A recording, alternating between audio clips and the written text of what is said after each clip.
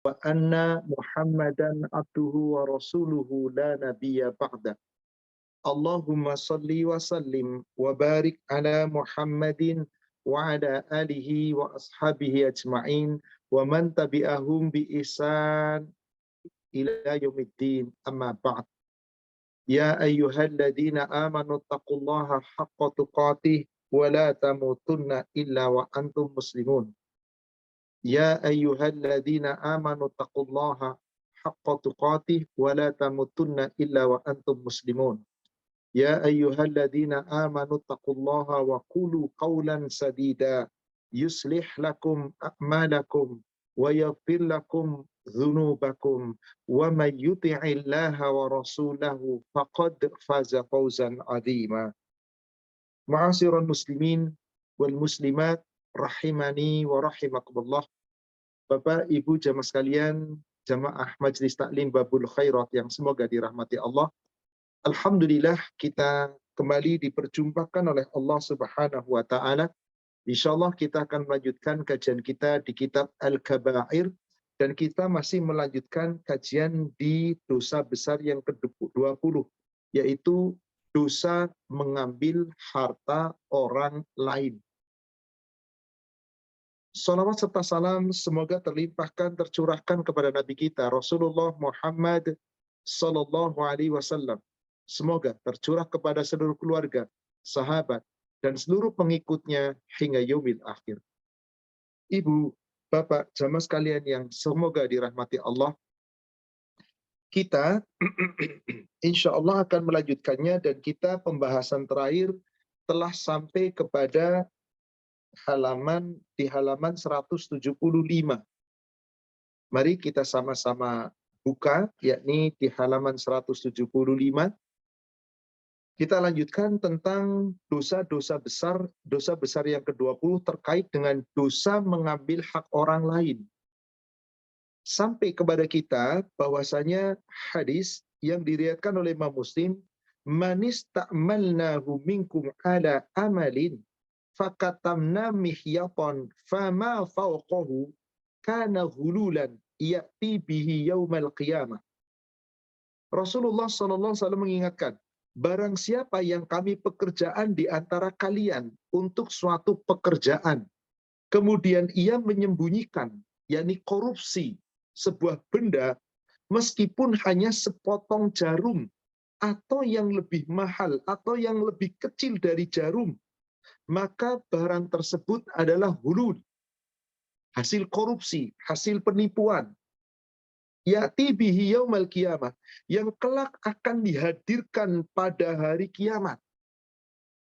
Jadi kisah ini menunjukkan bahwasanya jika ada seseorang pemimpin, memimpin rakyat, karena dipekerjakan, akhirnya apa? Dia betul-betul diangkat menjadi pemimpin, memegang jabatan.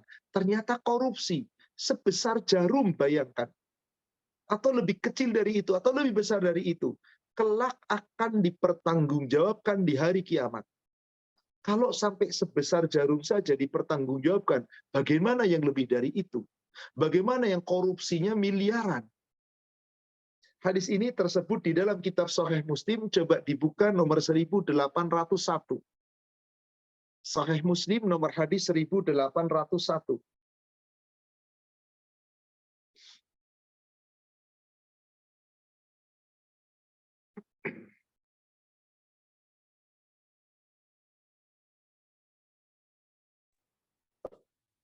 Silakan dibaca, dari Ibu. Adi Ibnu Amirah Al-Kindi radhiyallahu anhu, katanya, aku mendengar Rasulullah Shallallahu alaihi wasallam bersabda, barang siapa yang kami angkat di antara kamu memangku suatu jabatan, lalu disembunyikannya terhadap kami sebuah jarum atau yang lebih kecil dari itu, maka perbuatannya itu adalah penggelapan.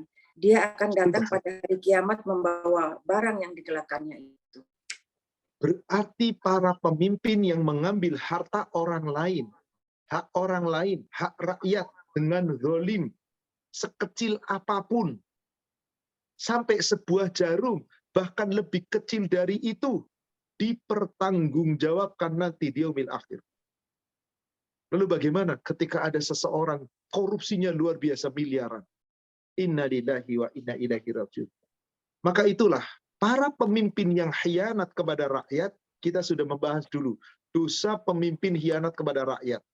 Yang rakyatnya dikhianati tidak tahu, dia korupsi, nggak ada yang tahu, nggak ketangkep KPK, rakyat nggak pernah tahu, tapi Allah tahu bahwa dia pernah mendolimi rakyatnya, mengambil hak rakyatnya. Allah haramkan baginya surga. Allah haramkan baginya surga. Sampai demikian Rasulullah memberikan ancaman. Ibu lihat di Bulughul Maram, nomor hadis 1517. Bulughul Maram nomor hadis 1517. Ya. Afan barangkali yang PDF 1535. Ya. Dari Makil bin Yasar, ia berkata, saya dengar Rasulullah Shallallahu Alaihi Wasallam bersabda, tiap-tiap orang yang Allah serahkan kepadanya segolongan rakyat buat ia pimpin lalu ia mati. Di hari ia mati di dalam keadaan ia menipu rakyatnya, tidak lain melainkan Allah akan mengharamkan surga baginya. Inna lillahi wa inna ilaihi raji'un. Semoga kita termasuk orang-orang yang amanah insya Allah. Tidak sampai mengambil hak orang lain sekecil apapun. Karena ini sebuah ancaman. Ma min abdin yastar'ihi lahi ra'iyatan yamutu yawma yamut wa huwa ghashun li ra'iyati illa harramallahu alaihi jannah. Seorang pemimpin yang memimpin rakyat, lalu dia menipu rakyat dan mati dalam keadaan menipu rakyat, meskipun rakyatnya tidak tahu, korupsi rakyatnya tidak tahu, tapi demi Allah, Allah tahu. Di saat mati itu dia tidak pernah meminta maaf kepada rakyat, nggak pernah mengembalikan harta yang diambilnya. Maka Allah katakan di sini melalui Rasulnya, illa harramallahu alaihi jannah. Allah haramkan baginya surga. Kembali ke halaman 175. Nabi SAW bersabda di hadis berikutnya, Inna syamlata allati ghallaha la tashta'ilu alaihi nara. Dikatakan di sini, sesungguhnya jubah yang dahulu diambilnya secara dolim benar-benar akan mengobarkan api neraka untuknya. Jadi ada seseorang berperang, di saat berperang, dia mengambil pakaian, baju luar, jubah. Yang jubah itu menjadi miliknya, karena yang dibunuh, si musuh yang dibunuh, dia yang membunuh. Maka barang siapa yang membunuh, maka harta yang dibunuh akan menjadi ghanimah miliknya. Tapi belum dibagi oleh Rasul, dia sudah ambil. Padahal nanti menjadi miliknya. Maka jubah itu menjadi api yang membara, yang membakar dirinya di api neraka. Kemudian setelah itu faqama rajulun faja'a bisyirakin kana akhadahu lam tusibhu al-maqasim. Tiba-tiba kemudian ada seorang laki-laki yang membawa seutas tali sandal yang ia pernah ambil sebelum dibagi rata, sebelum dibagi sebagai ghanimah. Dia sudah ambil duluan. Kemudian saat itu dikembalikan tali sendal, bayangkan. Berapa harganya tali sendal? Kalau jubah masih ada harganya. Tali sendal, jadi ikatan tali yang terbuat dari kulit. Maka apa yang terjadi ketika itu? Maka Rasulullah SAW faqal, beliau bersabda, syirakun minnar, itu tali dari api neraka. Maksudnya adalah, andai kata tali yang tadi tidak dikembalikan, menyebabkan pelakunya masuk neraka. Orang yang mati syahid, orang yang gugur di medan perang, orang yang ikut berperang, tapi khianat, maka khianatnya tidak menyebabkan dia syahid. Bahkan merusak imannya. Apa yang merusak? Harta. Terlalu cinta dengan harta. Coba dikisahkan pada suatu peperangan. Lihat Sahih Muslim, nomor hadis 91.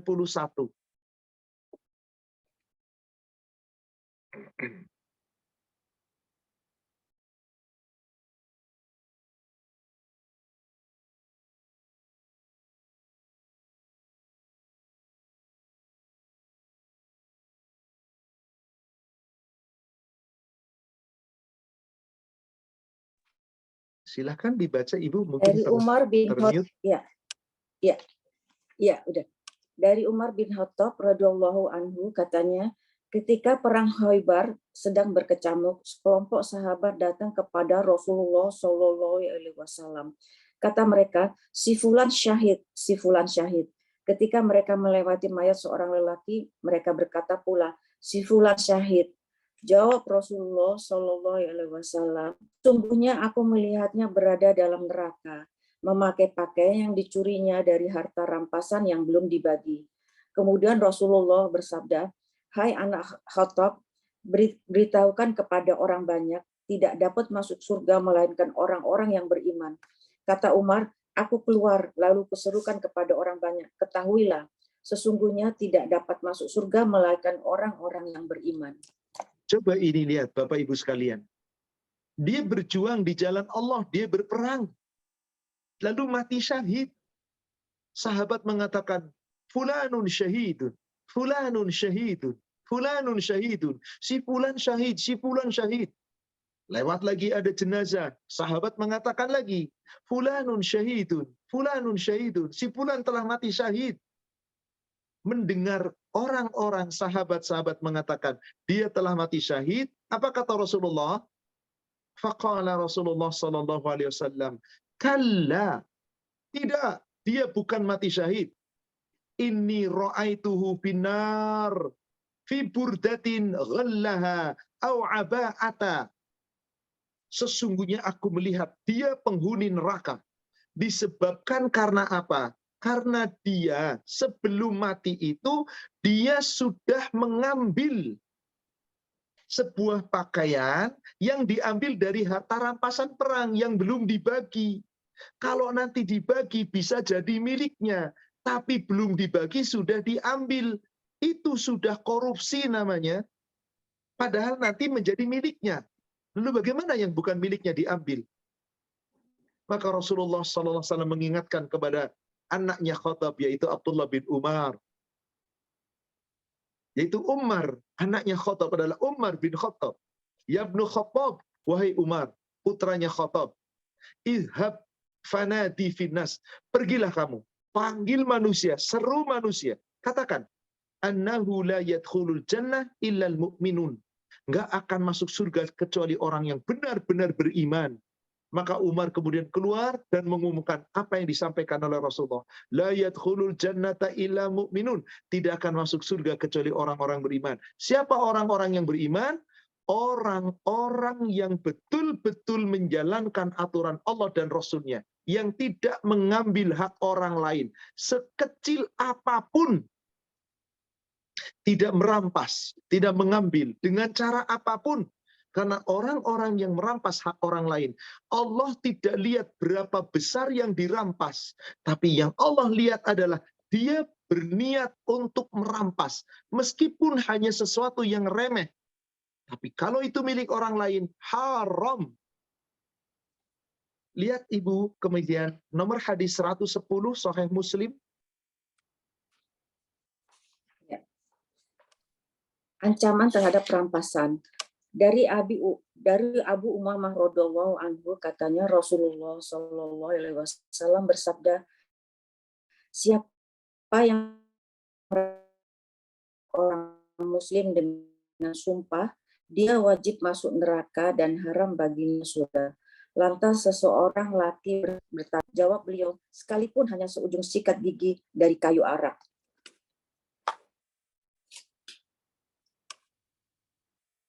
Lihat ini saudara sekalian. Kalau kayu arak itu sekarang disebut siwak. Itu asalnya dari sebuah pohon-pohonan yang batang-batang pohonnya itu namanya pohon arak. Biasanya kalau diambil maka kayunya bisa menjadi sikat gigi. Siwak. Bayangkan berapa ibu beli siwak? Berapa bapak beli siwak? Kalau lagi umroh beli oleh-oleh. Subhanallah. Paling 2 real. Kalau yang kecil-kecil kadang-kadang 10 real, satu ikat isinya bisa sampai 30.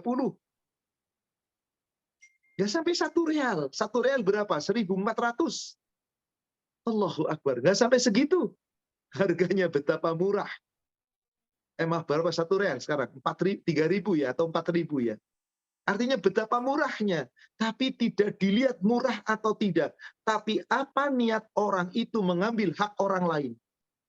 Apalagi jika mengambil dengan sumpah. Maka sampai dikatakan, wajibun lahun nar. Allah wajibkan baginya neraka. Wa harrama alaihil jannah. Allah haramkan baginya surga. Sampai seorang laki-laki berkata, wa qala lahu rajulun, seorang laki-laki berkata, ya Rasulullah, wa in kana syai'an yasiran ya Rasulullah, bagaimana kalau itu cuma sedikit, hanya kecil? Rasul mengatakan, wa in qabiban min araq, meskipun sekedar seujung daripada kayu arak, yakni sikat gigi atau siwak yang terbuat dari kayu arak. Betapa murahnya. Tapi Allah sekali lagi tidak melihat harga, tidak melihat murah, tidak melihat kecilnya. Tapi yang dilihat oleh Allah adalah orang yang berniat memang mengambil hak orang lain. Maka kita lihat di halaman 175 paling bawah. Seorang laki-laki berkata kepada Nabi SAW, wahai Rasulullah SAW, jika aku terbunuh dalam keadaan bersabar, mengharapkan pahala, menyongsong musuh, dan tidak lari dari peperangan, apakah dosa-dosaku akan dihapuskan oleh Allah? Beliau menjawab, iya, kecuali jika kamu punya hutang.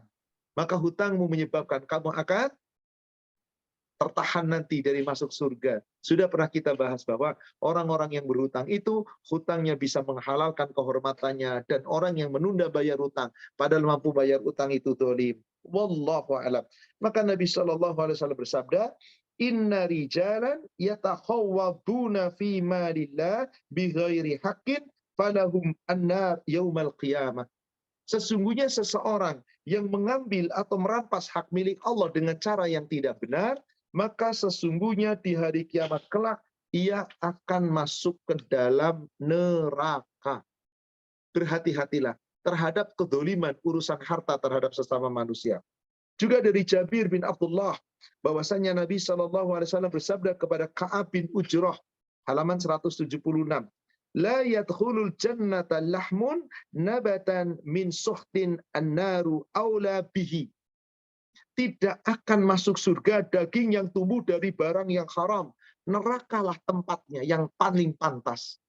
Jadi kalau ada seseorang tumbuh dengan harta haram, seseorang mengambil hak orang lain dengan hak yang haram, seseorang tidak berusaha untuk menjaga yang halal, maka orang itu termasuk orang-orang yang mengambil harta orang lain dengan cara haram, sesungguhnya tubuhnya tumbuh besar dari harta yang haram, dari sesuatu yang haram, sehingga ketika dia beli makanan, makanannya dibeli dari harta haram. Dia beli minuman, minumannya dibeli dari harta haram. Dia berpakaian, pakaiannya dibeli dari harta yang haram. Maka orang seperti itu neraka tempatnya, dan Allah berjanji, mereka tidak bisa masuk surga. Karena mereka sesungguhnya, bahkan dia doanya saja Allah nggak kabulkan. Karena sesungguhnya dia telah mengambil sesuatu yang haram. Karena telah mengambil sesuatu yang haram. Inilah saudara sekalian. Maka sungguh perjuangan orang-orang yang berjuang di jalan Allah, yang betul-betul mau menjaga diri, menjaga dari sesuatu yang haram, insya Allah semoga selamat dunia dan akhirat. Selama dia tidak berbuat dolim dan tidak mengambil harta orang lain dan taat menjalankan aturan Allah dan Rasul, selamat dunia dan akhirat. Tapi meskipun dia orang yang taat kepada Allah dan Rasulnya di dalam ketaatan ibadah, tapi masih mengambil hak orang lain, maka orang yang seperti itu haram. Maka bagaimana mungkin Allah akan mengabulkan doanya? Bagaimana mungkin Allah akan memberikan kepadanya? Maka darahnya, dagingnya, pakaian yang dipakai, semua dari yang haram, Allah tolak dari surga. Dan Allah tolak pula doanya. Maka Rasulullah SAW saja diperintahkan oleh Allah. Surat 23, coba kita buka surat 23. Surat Al-Mu'minun, ayat yang ke-51. Allah Subhanahu wa taala berfirman, dan ini ditujukan kepada Nabi. Ya ayyuhar rusul, hai para rasul, kulu minat thayyibat, makanlah dari yang baik-baik, wa'malu salihan, dan beramalah dengan amal-amal yang saleh. Inni bima ta'maluna alim, sesungguhnya aku mengetahui apa yang kamu kerjakan. Para nabi diperintahkan oleh Allah untuk memakan sesuatu yang baik. Sama demikian pula orang-orang yang beriman. Ayatnya semirip dengan ini, tapi khusus panggilan Allah untuk orang beriman. Lihat Al-Baqarah 172. Al-Baqarah 172. Ya ayyuhalladzina amanu, hai orang-orang yang beriman, kulu min thayyibati ma razaqnakum minat thayyibat, makanlah apa-apa yang baik-baik yang telah Allah rizkikan kepada kamu. Kulu min thayyibat, makan yang baik-baik, ma razaqnakum, yang Allah telah rizkikan kepada kamu. Washkuru lillah, dan bersyukurlah kamu senantiasa kepada Allah. In kuntum iyyahu ta'budun, jika kamu betul-betul hanya ibadah dan hanya menyembah Allah. Di sini perintah yang baik-baik, berarti harus yang halal. Lalu ketika Rasulullah SAW membacakan dua ayat ini, surat Ali tadi Al-Mu'minun ayat 51, Al-Baqarah 172, Rasul menyampaikan sebuah hadis. Coba ibu buka hadis nomor 971 di kitab Sahih Muslim. Nomor berapa Pak? Maaf, Pak. Nomor hadis 971 Sahih Muslim. Ya. Dari Abu Hurairah radhiyallahu anhu, katanya Rasulullah Shallallahu alaihi wasallam bersabda, "Hai manusia, sesungguhnya Allah itu baik. Dia tidak menerima sesuatu melainkan yang baik pula. Dan sesungguhnya Allah telah memerintahkan kepada orang-orang mukmin seperti yang diperintahkannya kepada Rasul. Firman-Nya, wahai para Rasul, makanlah makanan yang baik-baik dan atau halal, dan kerjakanlah amal soleh. Sesungguhnya aku maha mengetahui apa yang kamu kerjakan." Al-Mu'minun ayat 51. Wahai orang-orang beriman, makanlah rezeki yang baik-baik yang telah kami rezekikan kepadamu. Al-Baqarah 172. Kemudian Nabi SAW tentang seorang laki-laki yang telah lama berjalan karena jauhnya perjalanannya yang ditempuhnya, sehingga rambutnya kusut, masai, dan berdebu.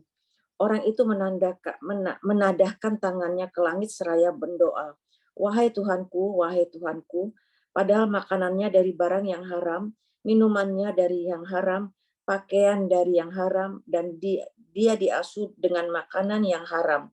Maka bagaimanakah Allah akan memperkenankan doanya? Subhanallah. Salah satu terhalangnya doa adalah ketika seseorang mengambil hak orang lain, mencari harta dengan cara yang haram. Haram hukumnya. Terhalang doanya. Maka tubuh yang besar dari harta yang haram pantasnya masuk neraka. Inilah dia Rasulullah berkisah. Ketika telah menyebutkan dua ayat tadi, lalu Rasulullah bercerita tentang siapa? Rajulun yutiru safar asy'asa aghbara yamudu yadaihi ila sama. Seorang laki-laki yang rambutnya kusut masai, yang berdebu, pakaiannya lecek. Ya ini orang berhaji perjalanan yang jauh. Di zaman Rasul kan jalan kaki Bapak Ibu. Yang dari Syam, yang dari Najd, yang dari Yaman, semua jalan kaki. Dari Irak, dari Iran, dari Madinah, jalan kaki. Yang punya onta baru naik onta. Katakanlah berkendaraan unta. Allahu Akbar, sepanjang perjalanan belum tentu tiap hari ketemu air. Berarti kusut masai, berdebu, rambutnya acak-acakan, pakaiannya lecek.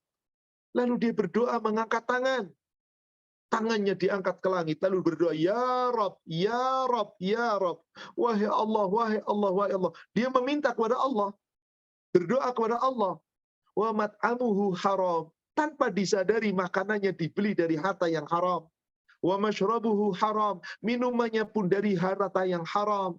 Wa malbasuhu haram, pakaiannya dibeli dari harta yang haram. Wa hudiya bil haram, dan tubuhnya dewasa, dia diasuh tumbuh dari harta yang haram. Fa anna yustajabu lidzalik. Bagaimana mungkin Allah akan mengijabah doanya sedangkan dia dibesarkan dari sesuatu yang haram? Inilah pentingnya kita menjaga harta kita yang halal. Jangan mengambil hak orang lain atau mencari dengan cara yang zalim. Kembali tadi ke halaman 176. Abul Wa'id bin Zaid berkata dari Aslam Al-Kufi, dari Murrah Al-Hamzani, dari Zaid bin Arqam, dari Abu Bakar, dari Nabi SAW.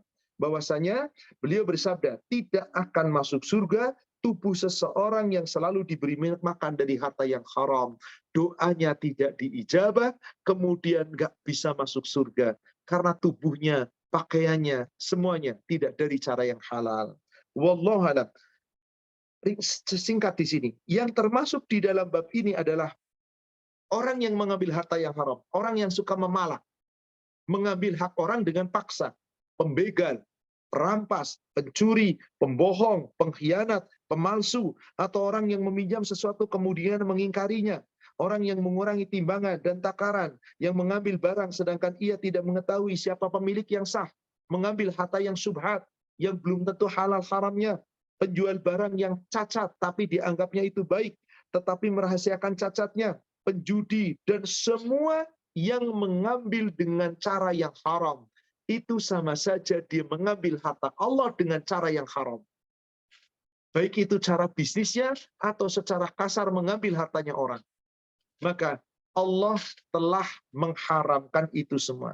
Mari kita sekarang uraikan syarahnya, penjelasan daripada bab tentang 20 ini. Syekh Ahmad Utsaimin rahimahullah, dia berkata, ketahuilah bahwa kezoliman adalah pengurangan Allah. Kezoliman itu sesuatu yang akan mengurangi barokah yang Allah berikan kepada kita. Allah Ta'ala berfirman, kiltal jannataini atat ukulaha walam tadlim minhu syai'ah. Kedua kebun itu menghasilkan buahnya dan tidak berkurang buahnya sedikit pun. Apa sih maksudnya? Imam Ibnu Syekh Ahmad Utsaimin rahimahullah menceritakan ayat ini karena di dalam ayat ini Allah bercerita orang-orang yang sesungguhnya mencari harta dengan cara halal, berkebun, tetapi ada rasa sombong bahwasanya seakan-akan kebunnya menjadi lebat, bagus hasilnya, itu tanpa membawa Allah, tidak menyatakan bahwa ini dari Allah. Dia katakan ini semuanya usaha saya, kesombongan. Maka orang yang sombong dalam mencari nafkah, tidak meyakini, bahkan tidak mau mengakui ini dari Allah, tapi menganggap ini karena kehebatannya, orang itu pun mendapatkan harta yang haram. Meskipun dicari dengan cara halal, tapi mereka tidak meyakini, mereka tidak mengakui bahwa itu semua dari Allah. Itulah cerita yang Allah sampaikan di surat Al-Kahfi. Di sini hanya disebutkan ayat ke-33. Jika ibu bapak mau secara lengkap, kisah itu diawali dari ayat ke-32, 33, 34, 35, terus sampai dengan ayat ke-42. Itu diceritakan bagaimana orang itu akhirnya membuka telapak tangan, kebunnya hancur. Satu penyebabnya karena mereka menganggap bahwasanya ini sukses karena usahanya. Maka Allah hancurkan. Dan mereka akhirnya tidak mendapatkan apapun. Kesombongan. Meskipun orang itu mendapatkan harta melimpah ruah di dunia dengan cara halal, tapi menganggap ini adalah usahanya, kepintarannya, tidak mencampurkan dengan ini pemberian Allah, ini karunia Allah, maka orang itu mengambil harta Allah dengan cara batil, haram masuk surga. Allah katakan haram masuk surga. Seperti itulah. Kenapa? Karena mereka menganggap hebatnya dirinya tidak digantungkan kepada Allah. Padahal harusnya kita mengatakan la haula wala quwata illa billah atau la quwata illa billah. Maka ketika kita memasuki rumah kita yang megah, kita punya kebun yang bagus, kita punya sesuatu yang indah, jangan pernah merasa bahwa itu adalah milikku. Tetapi ini adalah titipan Allah. Ini adalah karunia Allah. Coba kisah secara singkat. Tadi ke surat di sini disebutkan hanya ayat 33. Saya katakan tadi ceritanya boleh dari ayat 32 terus sampai ayat 42, bahkan ditutup sampai ayat 43. Saya tunjukkan dari ayat 39. Coba lihat. Kesombongan orang yang merasa bahwasanya kebunku ini hebat, indah, lebat karena aku, tanpa pernah mengucapkan kalimat karena Allah. Karena Allah. Coba kita perhatikan ayat 39. Orang yang beriman menegur orang tadi yang tidak beriman, yang punya kebun bagus. Walaula idh dakhalta jannataka qulta masya Allah. Mengapa ketika engkau memasuki kebunmu tidak mengucapkan masya Allah? La quwata illa billah. Aku mendapatkan kekuatan ini karena Allah. Sungguh ini kehendak Allah. Semua ini terwujud karena Allah. Tidak ada kekuatan kecuali pertolongan dari Allah. intaroni ana aqalla minka malan wa walada. Sekalipun engkau menganggap hartamu lebih banyak, keturunanmu lebih sedikit, lebih banyak, lebih baik, dan aku lebih sedikit daripadamu. Tetap bukan karena hebatnya kamu. Maka orang yang beriman itu mengatakan di ayat ke-40-nya, fa'asa rabbi ayyutiyani khairam min jannatika wa yursila 'alaiha husbanan. Mudah-mudahan Robku akan memberikan kepadaku kebun yang lebih baik dari kebunmu ini. Dan jika Allah menghendaki, bisa jadi Allah akan mengirimkan kepadamu wa yursilu 'alaiha husbanan minas sama, mengirimkan petir dari langit kepada kebunmu. Fatus bihasai dan zalaqa, maka tiba-tiba kebunmu akan hancur dan menjadi tanah yang licin kembali.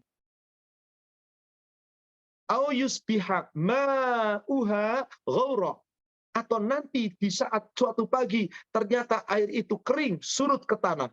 Falan tastati'a lahu talaba, maka engkau tidak akan menemukan kebunmu lagi, hancur kebunmu itu. Dan ternyata benar di ayat 42-nya Allah musnahkan kekayaan kebun yang indah milik orang yang kaya tadi. Wa uhita bi samarihi fa asbaha yuqallibu kaffaihi ala ma anfaqa fiha wa hiya khawiyatun ala urushiha. Harta kekayaan dibinasakan oleh Allah karena mereka tidak bersyukur, karena menganggap semua dapat karena hebatnya. Lalu dia membolak-balikan kedua telapak tangannya karena menyesali diri terhadap apa yang telah digelagasakannya, telah diperbuatnya itu, sedang pohon anggur dan roboh bersama para-paranya. Semuanya hancur. Barulah mereka berkata, wa yaqul ya laitani lam usyrik bi rabbi ahada. Aduhai, nyesel aku. Coba sekiranya dahulu aku tidak menyekutukan sesuatu pun dengan Allah, dengan Robku. Maka sudah, akhirnya binasa, tidak dapat apa-apa lagi. Allah tidak memberikan apapun kepada mereka. Kenapa? Mereka sombong dengan apa yang dihasilkan, yang pada akhirnya Allah yang menghancurkan, dan di sana tidak mendapatkan pertolongan apapun. Inilah kisahnya secara ringkas. Artinya apa, saudara sekalian? Meskipun seseorang mendapatkan dengan cara yang halal, tapi andai kata dia tidak menyadari bahwa ini semua dari Allah, maka kesombongan itu pun menyebabkan dirinya akan tersiksa nanti di neraka. Hanya sekedar dapat dunia. Contoh dari ayat yang jelas seperti itu, di samping kisah ini secara panjang, coba perhatikan surat 39 ayat 49.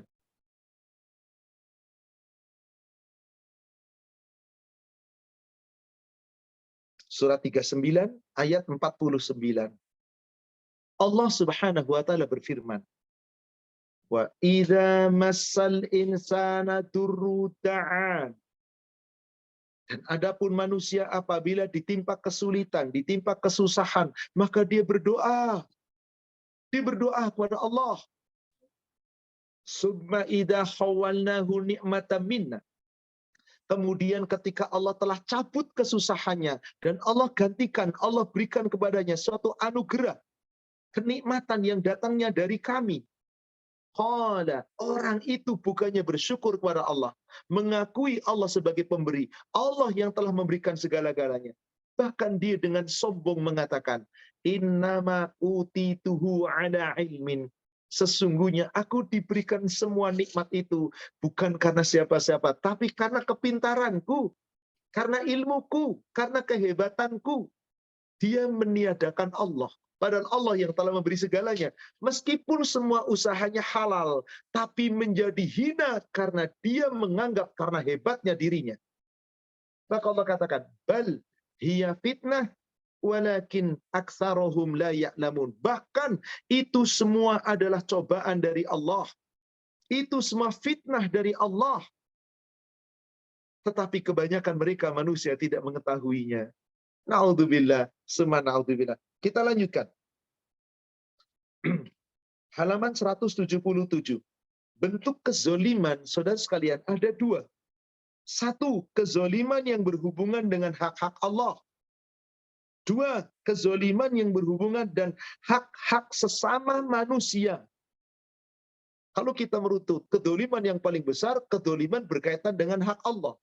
Orang yang menyekutukan Allah, orang yang ria, orang yang nggak mau ibadah, orang yang nggak mau diatur Allah, itu dolim yang luar biasa.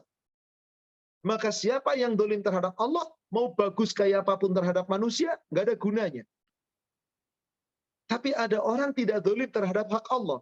Dijalankan perintah Allah, dia aturan Allah, di semuanya laksanakan. Tapi ada hak manusia yang dia dolimi. Ada resiko neraka.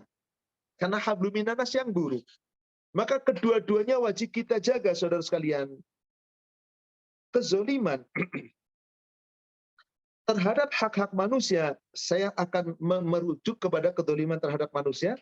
Adapun kedoliman terhadap hak-hak manusia, yaitu kedoliman yang berdasar pada 3 perkara yang telah dijelaskan oleh Nabi SAW pada saat hubah di wajah. Sesungguhnya darah kalian, harta kalian, kehormatan kalian dilindungi. Seperti kemuliaan hari kalian ini, di bulan kalian ini, di negeri kalian ini. Artinya apa? Rasulullah SAW telah mengharamkan berbuat dolim kepada sesama manusia dari 3 perkara. Tidak berbuat dolim terhadap kehormatannya, tidak boleh berbuat dolim terhadap hartanya, tidak boleh berbuat dolim terhadap fisiknya. Maka siapa yang melanggar kedoliman-kedoliman itu, dia berdosa.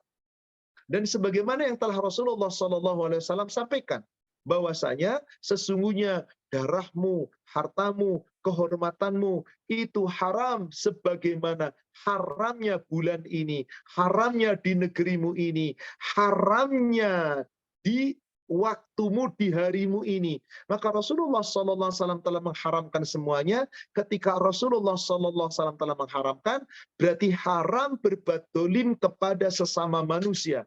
Baik itu melalui kehormatan, hinaan, celaan, riba, fitnah, dan seterusnya, atau melalui harta, mengambil harta orang lain, dan seterusnya, atau ketika dia menyakiti secara fisik. Itulah kedoliman sesama manusia. Maka haram. Rasul berkhutbah ketika Haji Wada di Mina. Coba dibuka hadisnya di kitab Bulughul Maram nomor hadis 921. Di PDF nomor hadis 925.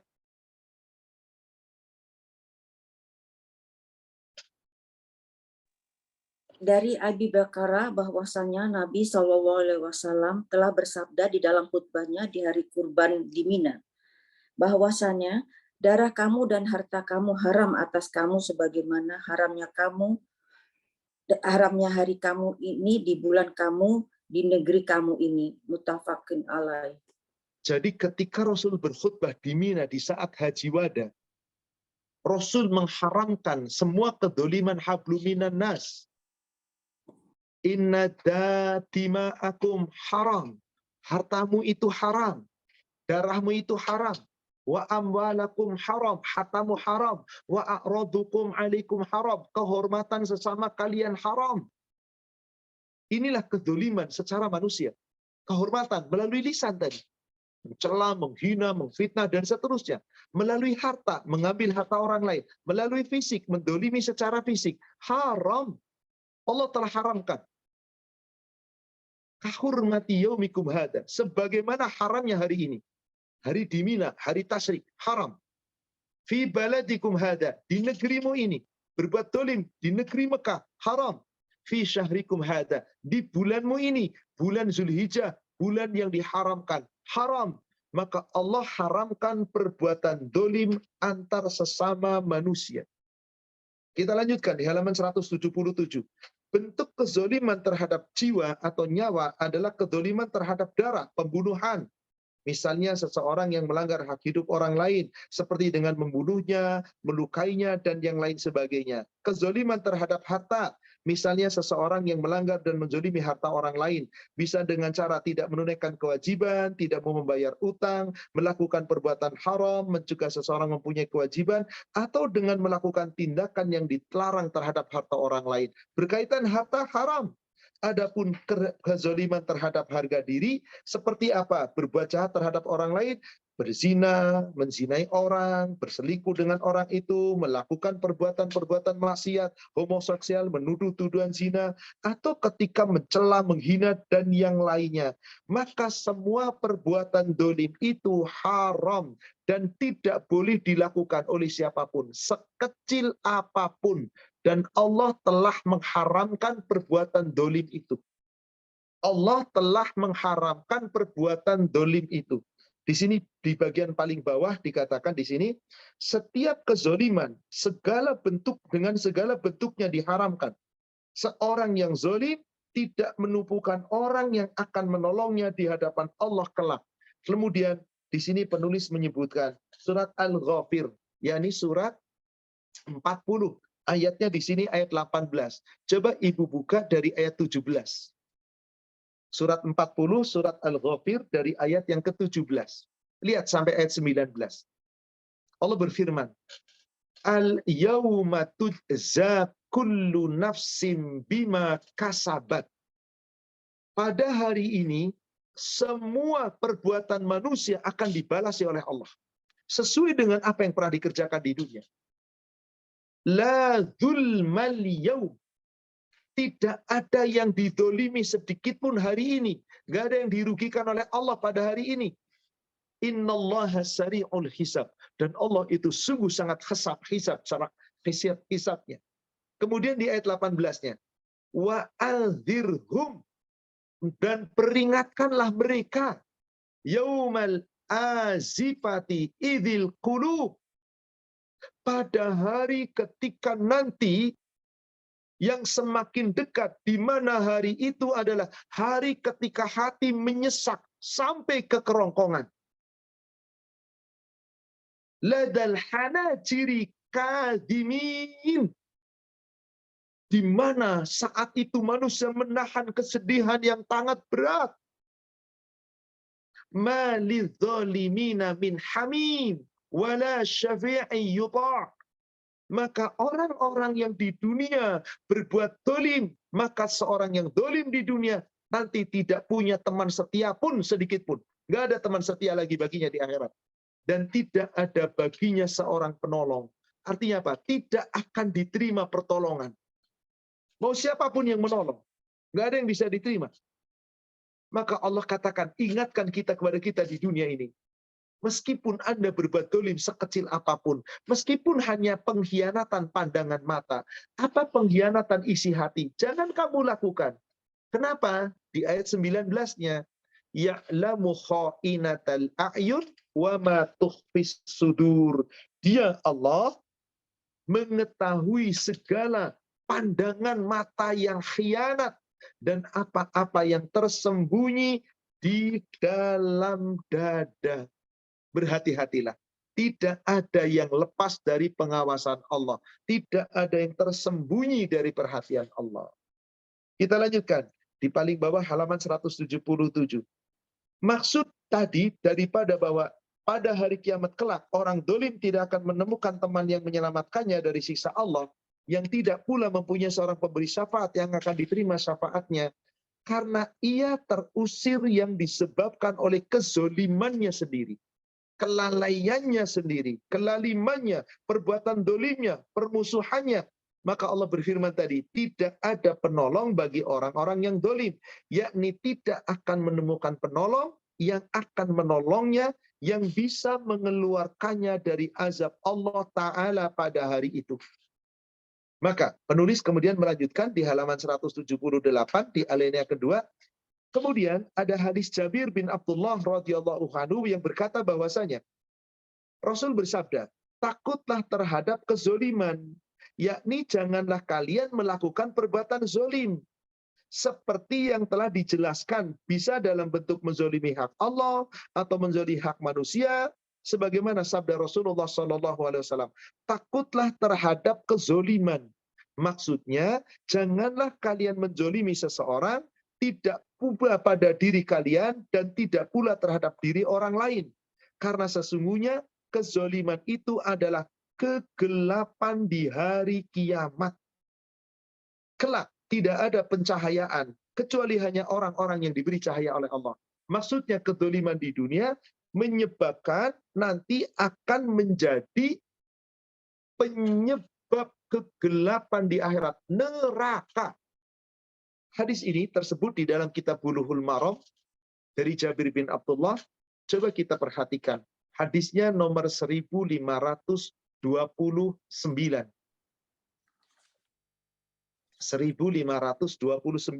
Maaf, Ya.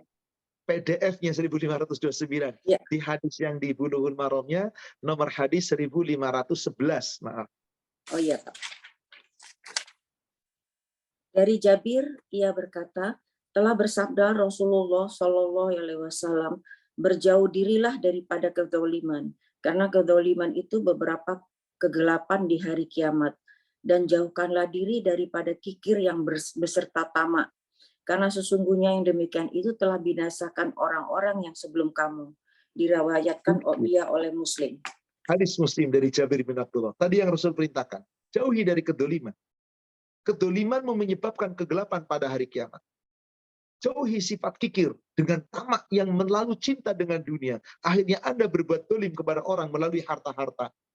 Karena sesungguhnya itulah yang membinasakan umat-umat sebelum kamu. Kita lanjutkan. Adapun orang yang tidak diberi cahaya oleh Allah, maka ia tidak akan memiliki cahaya. Seorang muslim akan mendapat cahaya sesuai dengan kadar keimanannya. Akan tetapi apabila ia berbuat dolim, maka cahayanya hilang sesuai dengan kadar kedoliman yang telah dilakukannya. Karena itu Rasulullah SAW bersabda, takutlah kezoliman, karena kezoliman adalah kegelapan pada hari kiamat. Ini hadis yang sebelumnya, yang nomor 1510. Di PDF nomor 1528-nya, dari Abdullah bin Umar. Silakan dibaca.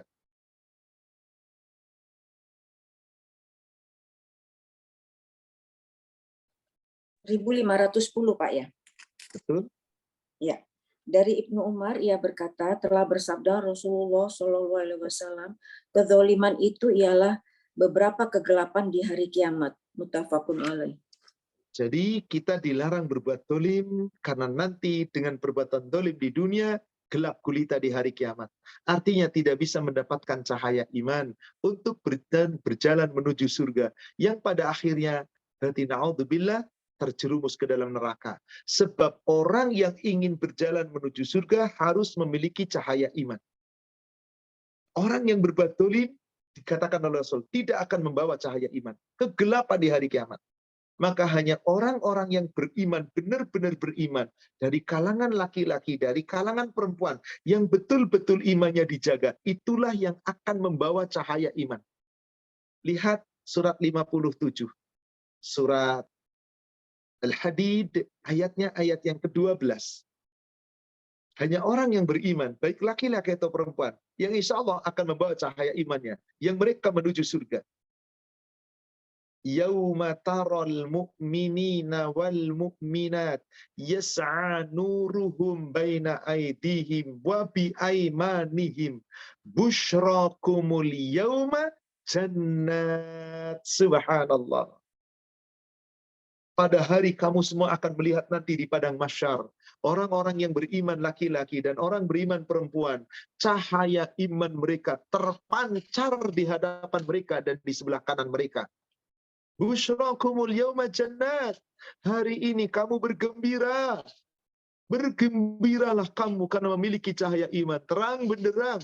Hari ini kamu memasuki surga. Tajri min tahtihal anhar. Khalidina fiha. Mengalir sungai-sungai di bawahnya. Kekal selamanya di dalamnya. Dzalika huwal fawzul adzim. Itulah kemenangan yang besar. Orang-orang yang mampu menjaga diri dari perbuatan dolim. Insya Allah terpancar cahayanya. Tapi bagaimana orang dolim tadi, kata Rasulullah? Zulumat yaumal qiyam.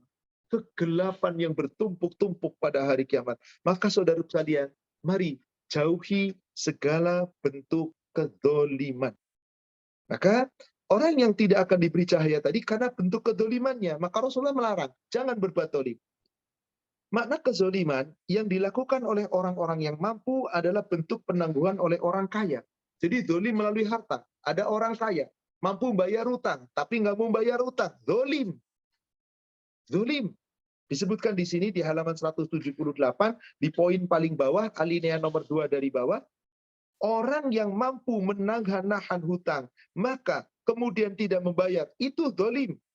Yakni ia tidak mau melunasi kewajiban hutangnya terhadap orang lain, padahal dirinya mampu untuk melunasinya. Hal itu berdasarkan sabda Rasulullah SAW, penundaan orang utang itu adalah mampu membayarnya, maka ini bentuk satu kezoliman. La yulwajidu zulmun. Orang mampu bayar utang, nggak mau bayar utang, zalim. Sampai-sampai kata Rasulullah, jika ada orang mampu bayar utang, tapi nggak mau bayar utang, halal kehormatannya, haram harga dirinya, halal dirampas hartanya, sampai demikian. Berarti kita harus berhati-hati. Ingat, mampu bayar utang tapi nggak mau bayar itu zalim. Berarti mengambil hak orang lain secara zalim. Coba lihat hadisnya di kitab Bulughul Maram. Nomor hadis 898. Di PDF nomor hadis 902.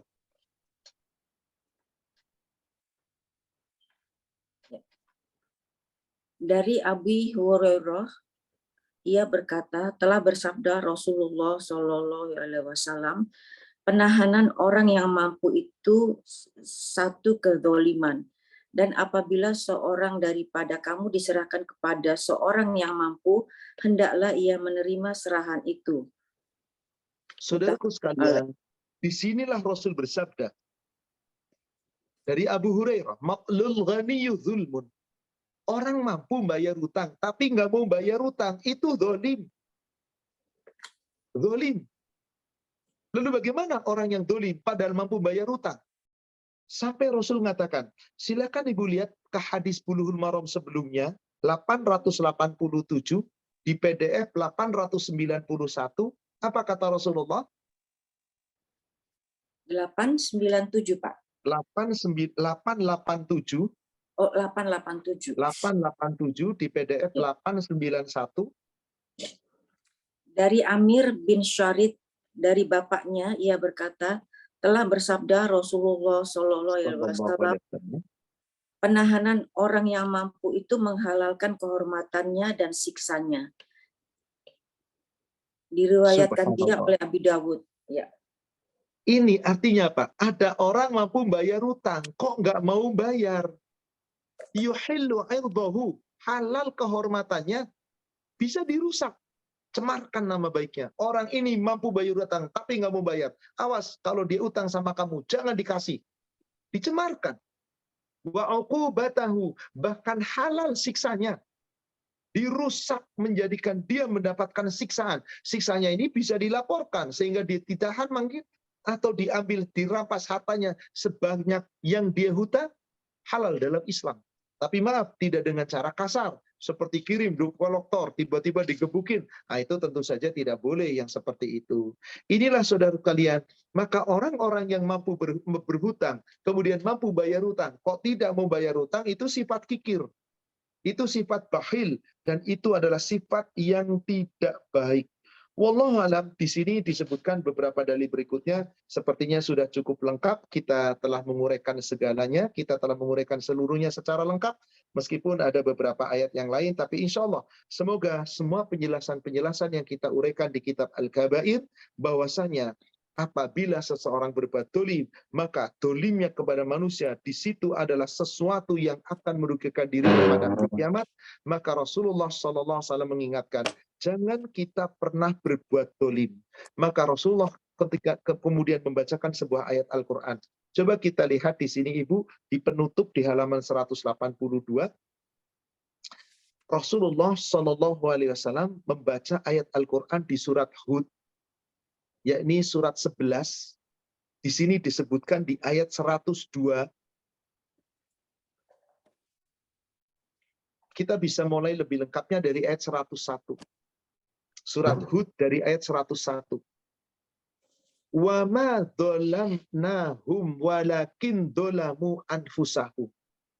Ketika nanti di yaumil akhir Allah menyiksa orang-orang yang dolim, bukan karena Allah dolim. Allah tidak pernah berbuat dolim.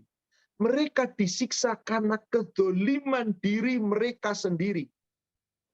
Fama aghnat anhum alihatuhum allati yad'una min dunillah. Akhirnya apa?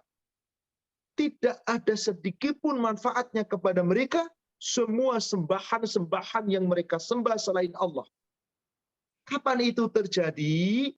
Lamma ja'a amru rabbik, ketika telah datang ketetapan Allah, ketika telah datang azabnya Allah, hari kiamat, kematian, siksa neraka. Wa ma zaduhum ghaira tatsbib, maka tidaklah ada menambah kepada mereka kecuali kebinasaan, siksa neraka yang bertubi-tubi. Maka dikatakan di ayat ke-102-nya, wa kadzalika akhdhu rabbika idza akhadhal qura wa hiya dzalimatun. Dan begitulah azab Allah Rabbmu apabila dia mengazab suatu penduduk negeri-negeri yang telah berbuat dolim. Maka apabila terjadi binasa total, andai kata tidak dibinasakan di dunia, maka akibat kedoliman penduduk negeri itu Allah akan balaskan nanti di yaumil akhir di neraka.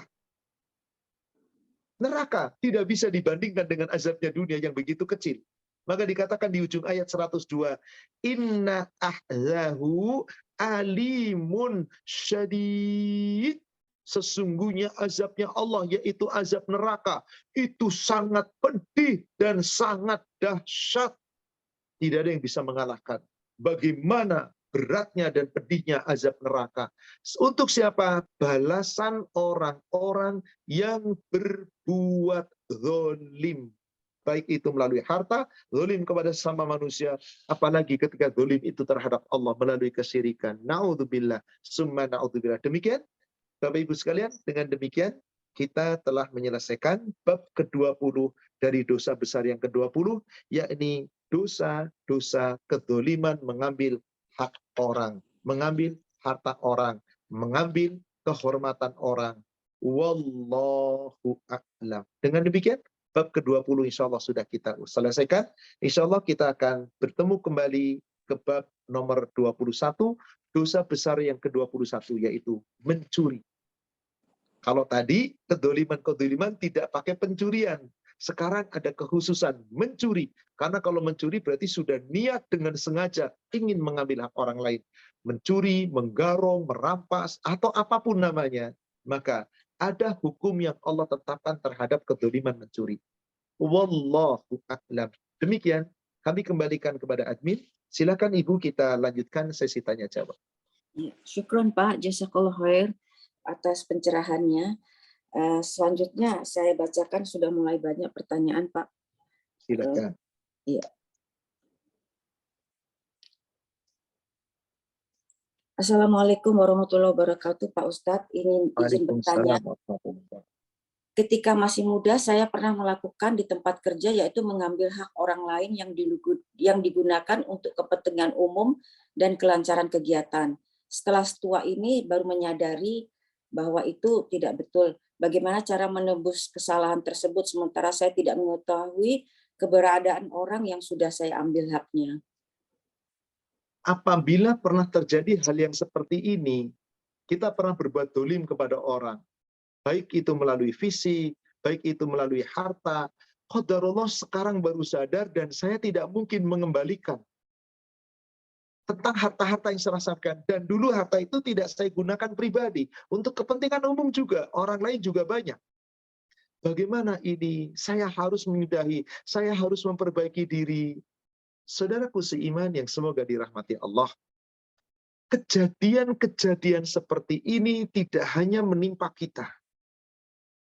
Bahkan orang terbaik di muka bumi, dia adalah Rasulullah SAW. Orang yang sesungguhnya tidak memiliki dosa, tapi beliau merasa bahwa dirinya memiliki dosa. Ingat, Rasul tidak punya dosa, tapi beliau masih menganggap, merasa bahwa dirinya memiliki dosa. Itulah hebatnya Rasul. Maka Rasul merasa pernah menyakiti orang, pernah mengambil hak orang, pernah menyakiti orang, pernah memukul orang. Maka bagaimana cara Rasul menyelesaikan masalah ini? Saya akan tunjukkan dulu surat 48 ayat 1 dan ayat 2. Bismillahirrahmanirrahim. Inna fatahna laka fatham mubina. Sesungguhnya hai Muhammad, kami telah memberikan kepadamu kemenangan. Kemenangan yang besar, kemenangan yang nyata. Fatu Mekah betul-betul ditaklukkan oleh Allah tanpa peperangan untuk Rasul dan para sahabat.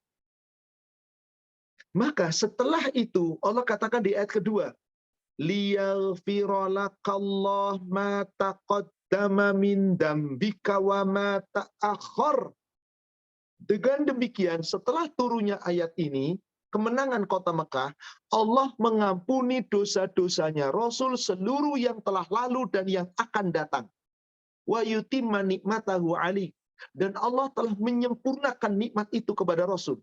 Wa yahdiyaka siratan mustaqimah. Sejak saat itu Rasulullah betul-betul jalannya lurus dan mampu menunjuki umatnya kepada jalan lurus. Berarti sejak turun ayat ini, Rasul dihapus oleh Allah seluruh kekesalan dan dosa-dosanya. Apa yang terjadi dengan Rasulullah SAW meskipun ayat ini sudah turun? Coba kita lihat. Hadis Muslim 2230. Bagaimana cara menyelesaikannya?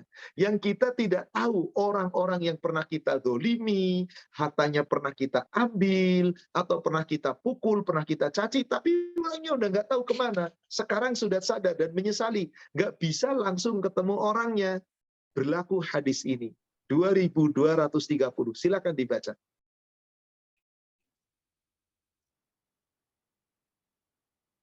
Ya, dari Abu Hurairah radhiyallahu anhu katanya, Nabi SAW pernah mendoa, sesungguhnya aku telah berjanji dengan engkau, wahai Allah, bahwa engkau tidak akan mungkir janji denganku. Sesungguhnya aku hanyalah seorang manusia.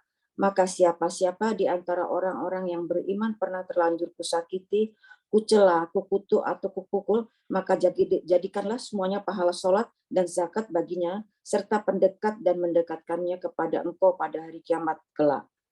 Jadi, Bapak, Ibu yang pernah berlanjur berbuat dolim kepada orang lain dengan cara apapun, maka doakan orang yang pernah kita dolimi. Sepanjang orang yang kita dolimi, kita nggak bisa ketemu. Berbeda kalau orang yang masih hidup, datangi oleh kita, balikin harta kita, harta yang pernah kita dolimi itu. Minta keikhlasan ketika kita tidak mampu lagi mengembalikan. Ketika secara fisik, minta. Nggak boleh kita diam-diam. Datangi orangnya. Kasus ini terjadi apabila kita sudah nggak bisa lagi ketemu orangnya. Atau kita juga lupa siapa-siapa orang yang pernah aku sakiti. Saya yakin nggak terhitung sejak kita mungkin balik. Kapan kita balik? SMA, kuliah, pertama nikah, waduh kayak apa kita, nggak perlu ngaji, nggak tahu ilmu agama, dolim, betapa banyak, tapi kita bingung kan mau kepada siapa sajanya, maka ini berlaku. Allahumma, wahai Allah, ini takhadtu indaka ahdan, sesungguhnya aku telah berjanji dengan engkau dengan janji setia. Lan tukhlifani, yang sesungguhnya hai Allah engkau tidak akan memungkiri janji denganku. Nah, di sini pengakuan dulu, ya Allah, aku telah berjanji denganmu, aku akan mentaatimu, dan kau telah berjanji kepadaku, aku akan mendapatkan pahala darimu.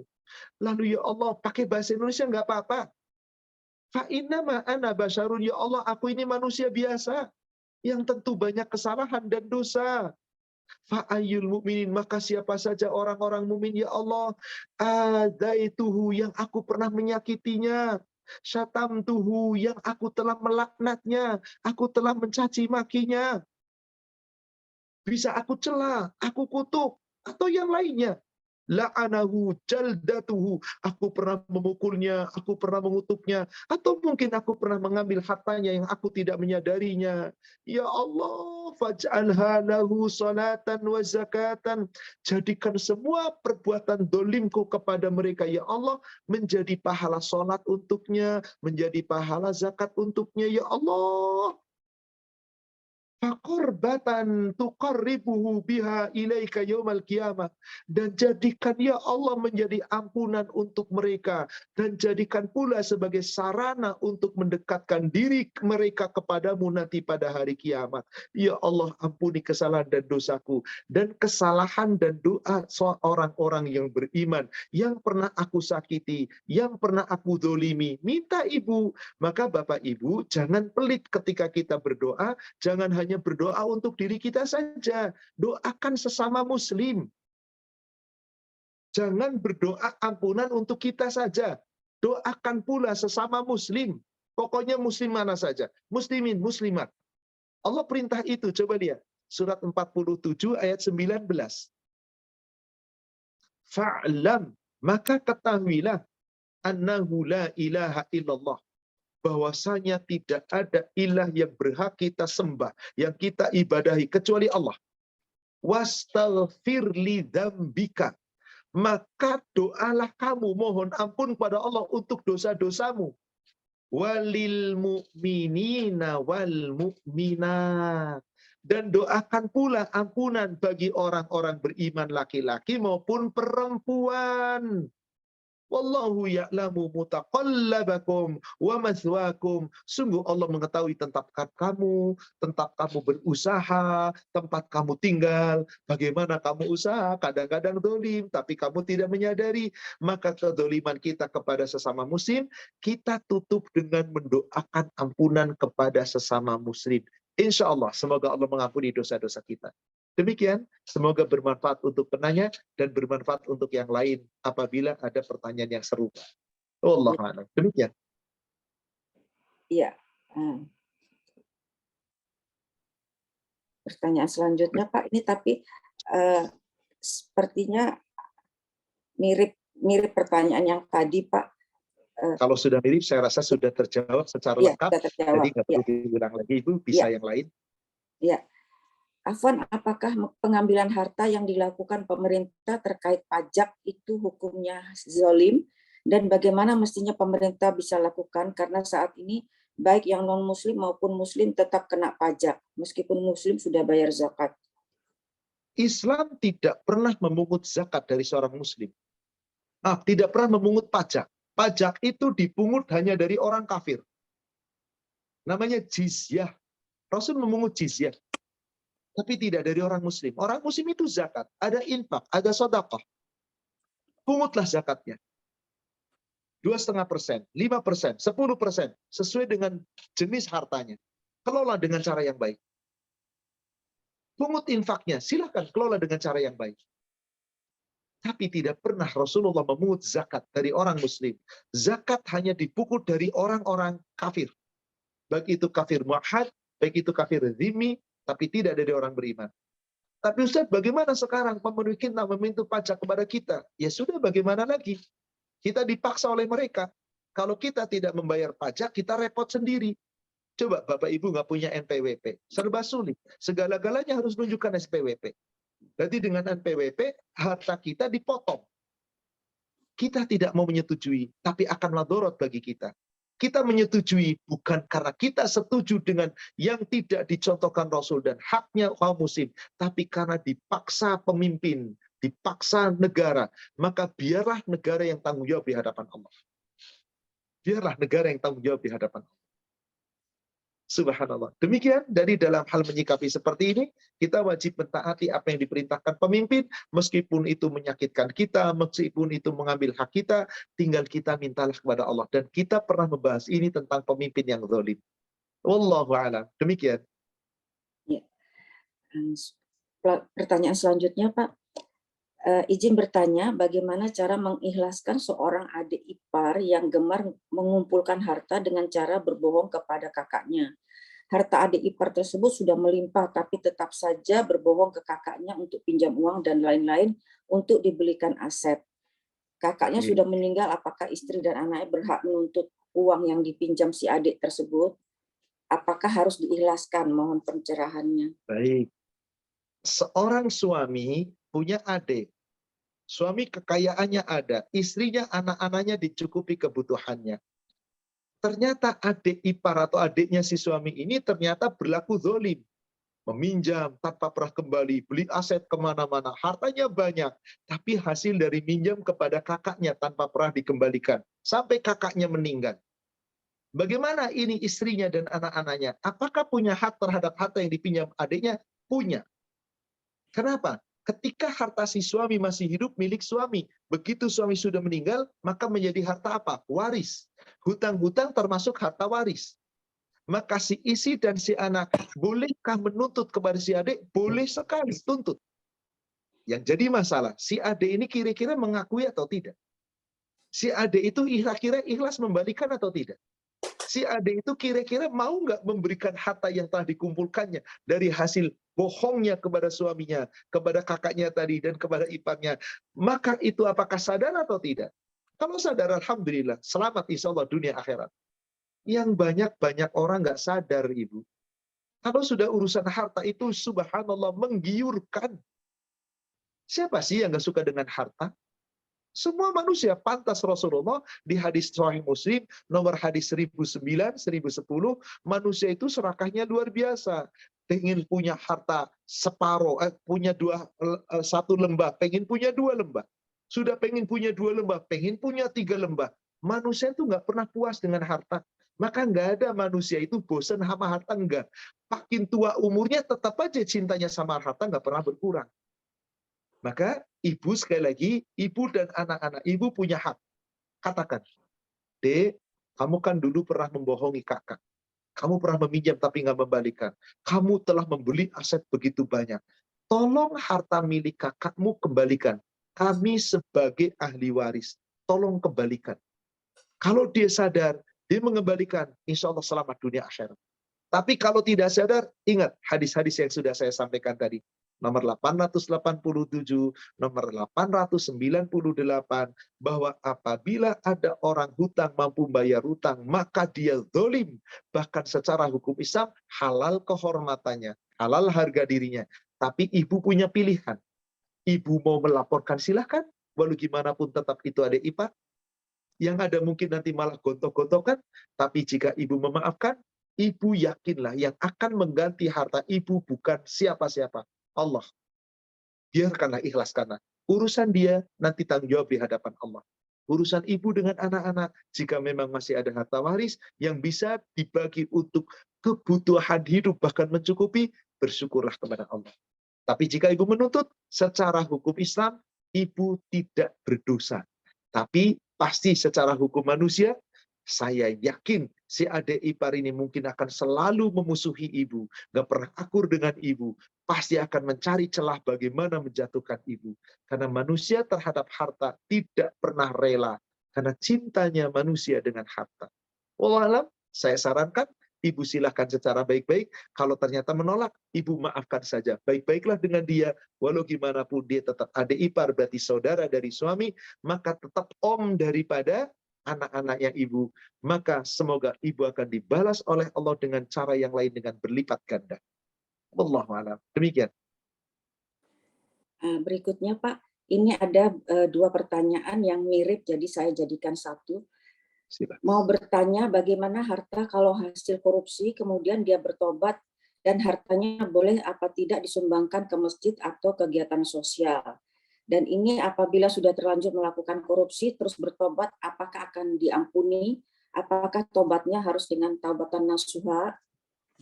Saudaraku seiman, korupsi, mencuri, merampok, dan harta-harta yang haram dengan cara yang haram didapatkannya tidak pantas diberikan sebagai sedekah. Harus dikembalikan. Seorang pernah korupsi, lalu dia sudah pensiun. Ngomong, saya pernah korupsi, tolong ini, saya kembalikan semuanya. Diam-diam kepada BPK, saya kembalikan. Tapi tolong, saya sadari, saya menyesali. Tolong jangan cemarkan nama baik saya. Saya rela, saya kembalikan semua. Nih 3 triliun saya balikin. Lalu tobat sama Allah. Semoga diampuni. Tapi tidak bisa ketika dia korupsi katakanlah 1 miliar. Lalu dia sudah pensiun. Lalu dia bertobat dengan taubatan nasuha sekalipun. Lalu 1 miliarnya, saya sedekahkan saja deh untuk pembangunan masjid. Tidak bisa. Allah itu maha baik. Allah tidak menerima sesuatu sedekah kecuali dari yang baik. Coba perhatikan hadis. Sahih Muslim nomor hadis 175.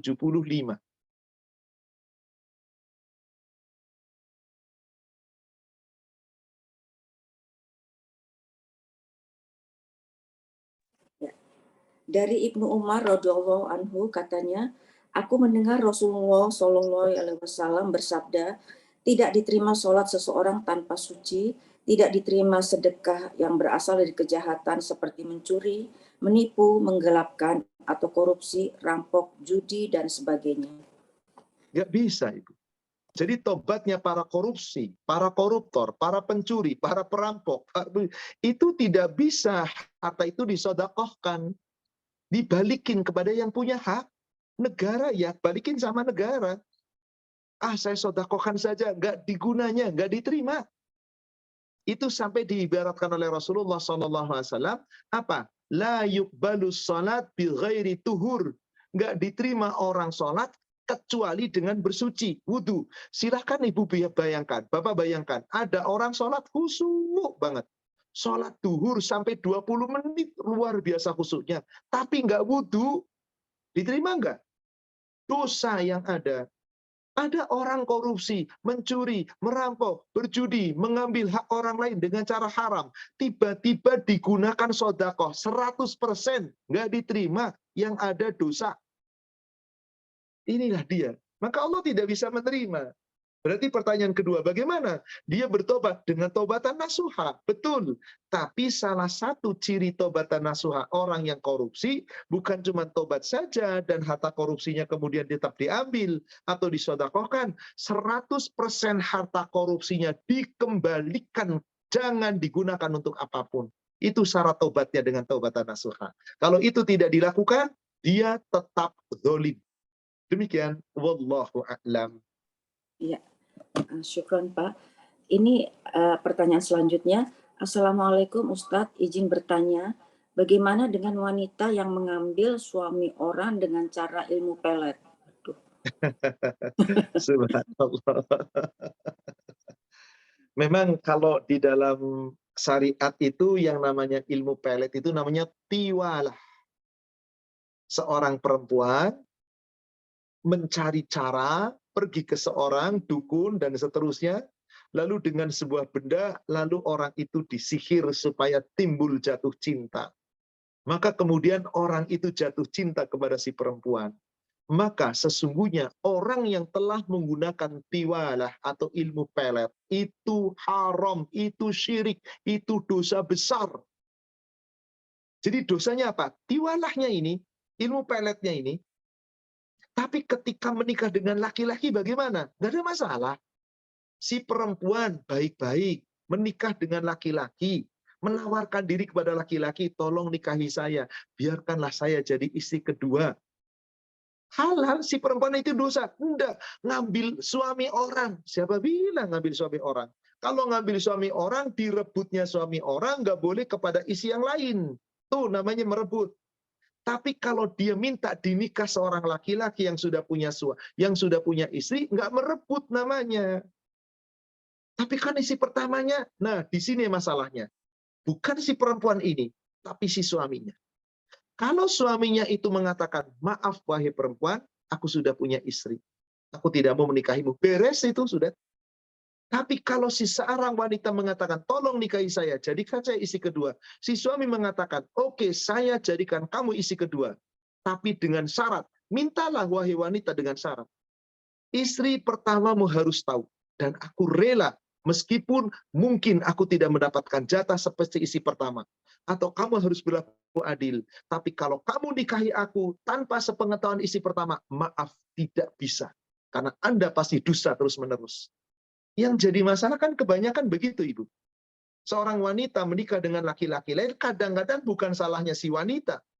Kadang ada pula karena keinginan si wanita dinikah. Tapi yang paling banyak adalah suami, yang kemudian suami itu berdusta kepada istri pertama. Akhirnya dusta pula kepada istri kedua. Bahkan suami berani dengan mengatakan, tolong ya kamu diam-diam. Gak usah ada yang tahu bahwa kita suami istri. Biar istri saya pertama gak usah tahu kalau saya punya istri dua. Saya yakin demi Allah, suami itu bohong terus tiap hari. Telah dikit, dari mana mas? Kerja. Padahal dari istri kedua. Mas, kok duit gajinya sekian? Kenapa? Ada kebutuhan lain. Padahal untuk istri kedua. Anak bohong, bohong, bohong. Kalau ditanya, Mas, udah punya perempuan lain ya? Demi Allah, nggak bakal berani menjawab. Iya, enggak, tidak. Dusta, dusta, dusta. Maka suami yang seperti itu dosanya bertumpuk-tumpuk di hadapan Allah. Bukan karena menikah lagi, karena seorang laki-laki menikah lagi halal. Wanita minta dinikah seorang laki-laki halal. Jadi nggak ada istilah merebut suami orang, tuh nggak ada.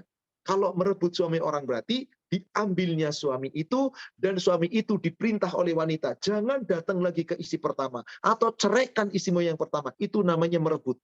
Tapi kalau sepanjang dinikah berpoligami dengan cara yang halal, nggak ada kata merebut. Dan ingat, dalam Islam, boleh, halal. Maka jangan sembarangan kita menuduh orang merebut. Tapi lihat dulu keadaan. Biasanya ini terjadi kalau suaminya kurang bertanggung jawab. Atau mungkin si istrinya tidak melayani suami yang pertama dengan baik. Akhirnya timbullah perselingkuhan dan yang lain. Tapi cobalah, wahai para suami, wahai para istri. Kalian setialah kepada satu pasangan. Hormati pasangan Anda. Kekurangan kelebihannya adalah itulah pasangan yang sah. Jangan dicela, jangan terlalu dipuji. Biasa-biasa sajalah. Cintai tapi jangan sampai melebihi cintanya pada Allah. Benci tapi jangan terlalu benci karena tetap punya kebaikan. Pertahankan yang satu. Anda diberi tawaran oleh Allah bidadari berapa yang Anda inginkan. Wahai para wanita, Anda dilayani para wildan, bidadara surga, pejaka-pejaka yang diciptakan oleh langsung bagaimana yang Anda inginkan. Kesemuanya Allah tawarkan. Dunia hanyalah sementara. Jangan tergiur dengan hawa nafsu sesaat, hanya ingin punya sekuntum, 2 kuntum bunga tapi bermasalah. Mendingan sekuntum bunga, jangan ada masalah. Bismillah, Anda bisa mendapat berapa yang Anda inginkan nanti di surga. Itu yang saya prinsipkan. Bahwasanya ketika lebih dari satu, berat bagi orang-orang yang tidak memiliki kekuatan iman yang sempurna. Berat. Jangankan kita, Nabi saja berat kok.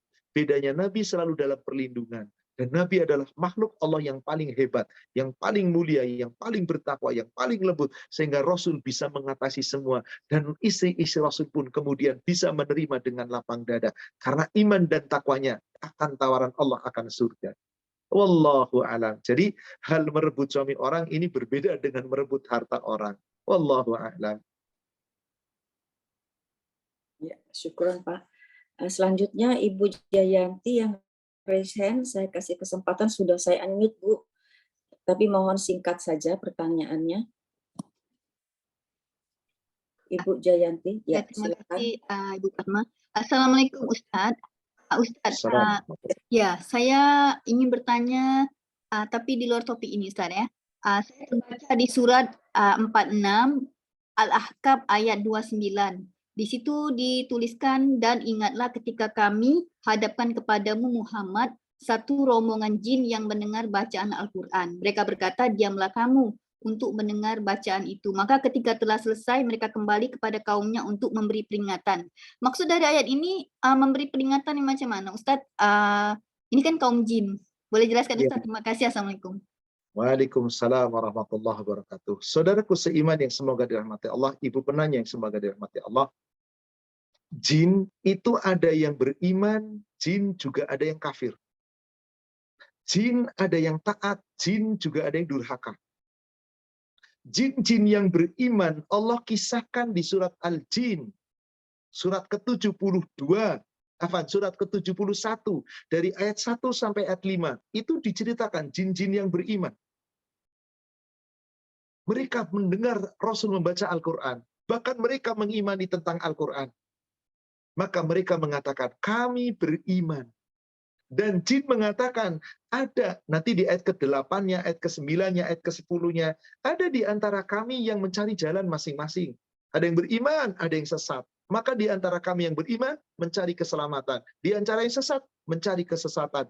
Dan kami menempuh jalan yang berbeda. Adapun yang disebutkan oleh Allah di surat Al-Ahqaf, surat 46, yang ayat yang ke-30, itu ibu harus baca dari ayat ke-29. Wa is sarafna ilaika nafaran minal jin yasma'una al-Qur'an. Sungguh telah ada ketika kami hadapkan rombongan jin kepadamu, yakni kepada Nabi Muhammad, ketika Rasul mendapatkan wahyu Al-Quran, Rasul membaca Al-Quran. Segolongan jin ketika itu mendengar bacaan Al-Quran itu. Yastami'una Al-Quran. Falamma hadaruhu faqalu ansitu. Di saat mereka mendengarkan bacaan Al-Quran, mereka berkata, diam kamu, dengarkan baik-baik. Ini Al-Quran.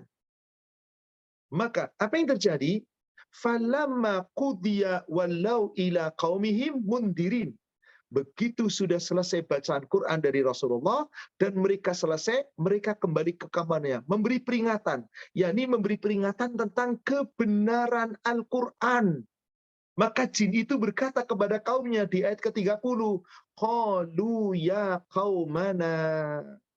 Hai kaumku, ini jin yang lagi berkata, inna sami'na kitaban unzila min ba'di Musa. Sesungguhnya kami telah mendengarkan kitab Al-Quran yang diturunkan setelah Musa. Musaddiqan, kitab Al-Quran itu membenarkan lima baina yadaihi yahdi ilal haq, membenarkan kitab-kitab sebelumnya yang menunjuki kepada kebenaran. Wa ila tariqin mustaqim, dan menunjuki kepada jalan yang lurus. Maka jin yang beriman itu dakwah sama kaumnya. Di ayat ke-31-nya, ya qaumana, wahai kaum kami, yaitu golongan jin, ajibu da'iyallah, terimalah ini seruan Allah, ini panggilan Allah yang menyeru kepada Allah, menyeru orang-orang yang menyeru kepada Allah. Wa aminu bihi, dan berimanlah kamu kepada Quran. Yaghfir lakum min dunubikum, niscaya nanti Allah mengampuni dosa-dosa kamu. Wa yujirkum min adzabin alim, Allah akan menjauhkan kamu dari azab yang sangat pedih. Tapi ada jin yang terima seruan, ada pula jin yang tidak mau menerima seruan. Inilah kisahnya Ibu. Jadi ayat ke-29, ayat ke-29 yang Ibu tanya harus dibaca secara lengkap ke ayat 30, ayat ke-31. Di situ bahwasanya jin ada yang beriman, jin ada yang kufur. Maka untuk melengkapi ini silakan tadi Ibu lihat surat Al-Jin dari ayat 1, Ibu bisa baca terus sampai dengan ayat yang ke-12. Maka nanti dikisahkan ada jin yang kafir, ada jin yang beriman. Jin yang kafir ada yang kerjasama dengan manusia, itulah yang dinamakan dukun. Tadi ada yang belajar ilmu pelet, ada yang belajar dengan dukun santet, dan macam-macam. Itu semuanya keinginan dari mereka. Wallahu a'lam. Demikian.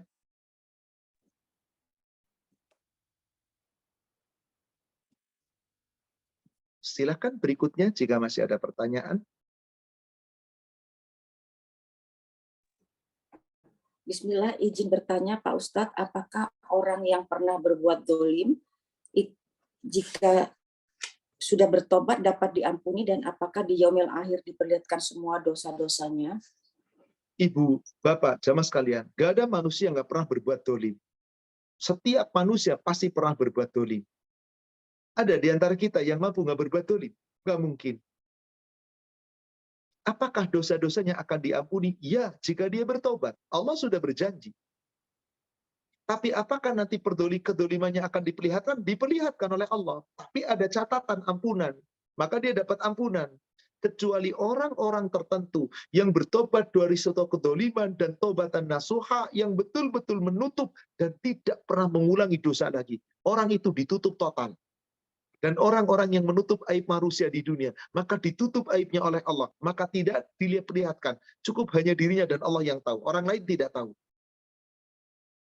Apapun kedolimannya. Dosa sebesar apapun. Allah berjanji. Allah mengampuni seluruh dosa. Sepanjang kita mau bertobat. Urusan nanti perbuatan dolim kita diperlihatkan. Itu urusan Allah. Yang penting kita sudah mendapatkan ampunan. Allah janji di surat Az-Zumar. Surat 39, ayat 53. Qul, katakanlah. Ya ibadiyalladzina asrafu ala anfusihim. hai hamba-hambaku yang israf, yang melampaui batas atas diri mereka sendiri. Berbuat dolim, berbuat dosa, berbuat khianat, banyak sekali. Tapi dia menyesali diri dan dia mau bertobat. La taqnatu min rahmatillah. Jangan berputus asa dari rahmat Allah. Jangan putus asa dari rahmat Allah. Innallaha yaghfiru dzunuba jami'a. Surat 39, Ibu, bukan surat 38, surat 39 ayat 53. Innallaha yaghfiru dzunuba jami'a. Allah mengampuni dosamu semuanya. Semuanya. Allah loh yang berjanji. Innahu huwal ghafurur rahim. Maka sungguh Allah itu Maha Pengampun lagi Maha Penyayang. Maka tidak ada satupun kedzaliman selama orang itu mau bertobat, Allah berjanji pasti Allah ampuni dosanya. Sebesar apapun, sebanyak apapun, semuanya. Demikian janji Allah. Wallahu a'lam.